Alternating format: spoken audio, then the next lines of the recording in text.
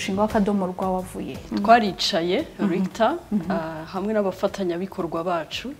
mu gihe cya lockdown gitangira ubucuruzi bwari butagikora abantu bari mu rugo batagisohoka turicara turatekereza niki twakorera abanyarwanda mu rwego rw'ikoranabuhanga ku buryo ngo ibikorwa byabo byakomeza gukorwa bari mu rugo turavuga tubahe ikintu bita online presence gukorera kuri internet umumaro wo kujya kuri .rwa n'uwuhe kuba ukoresha .rwa ni ishema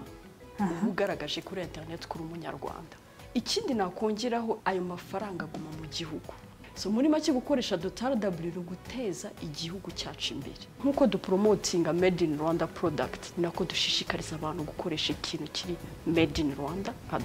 .rw cyangwa akadomo rwa